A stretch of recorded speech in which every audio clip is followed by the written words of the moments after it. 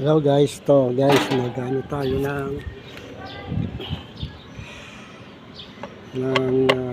aircon. Pinalinis na po ito, kaya lang naging problema nito. Parang hindi tama yung wiring niya kasi nag-high ampere Nag-high ampere. Ngayon, gagawin po natin. Una po, bubuksan natin itong kanyang thermostat, sa kanyang compressor. Bubuksan po natin to. Sensya na kasi ako lang na may hawak ng cellphone eh. Pag nag-video ko, nag-iisa lang ako may hawak ng cellphone. Ayan.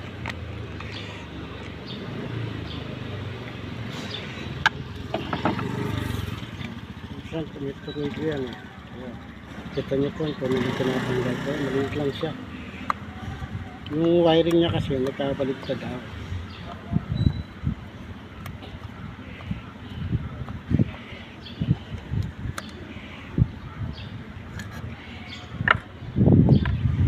Nagkabaliktad daw yung wiring niya eh.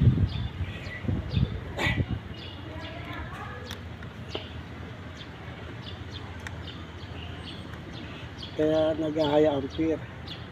Yun, hahanapin natin kung saan yung baliktad na kinabit yung naglinis dito.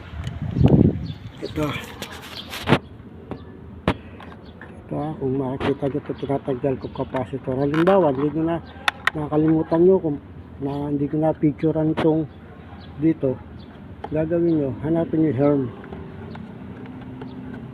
Yung kasi yung may mga may common, running, tsaka starting. Ayan, common, running, starting, no? Ito running, ito starting, common. Titingnan nyo yung kulay blue nya, yung Herm. Yung Herm, ilalagay nyo yan sa starting. Ayan, Herm. Kulay blue yan eh. Yung Herm. Ayan. Ayan yung blue Herm. Ayan, nakita nyo Herm. No? Ayan, kulay blue. Ilalagay nyo yan sa starting. Yung yun ang pagkakamali niya. Yan ang starting ng kulay itim mo nakalagay. Pagbabaligtarin natin yan. Tatanggalin natin itong itim. Ayan. Tatanggalin natin itong blue. Yung blue, ilalagay natin yan sa... hindi na matanggal. Ilalagay natin yan sa starting. Ayan. Itong blue yan. Ilalagay natin sa starting, no? Ayan. Ayan, nasa starting na siya. Ayan na, nasa starting na siya. Tapos, ito namang itim. Itong itim, running yan.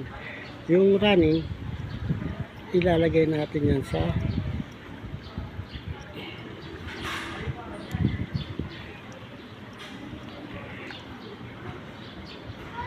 ayan.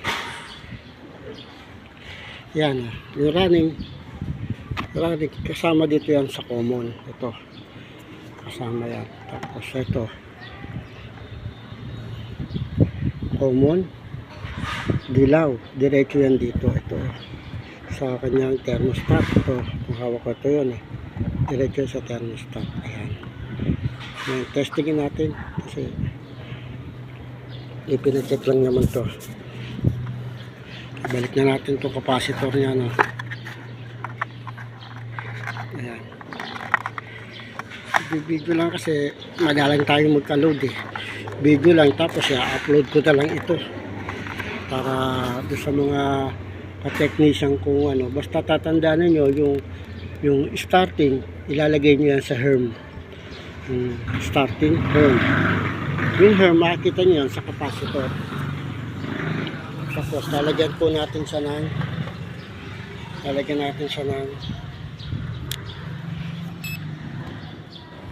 kanyang ayan, sasaksak po natin. Sige po, tingnan natin.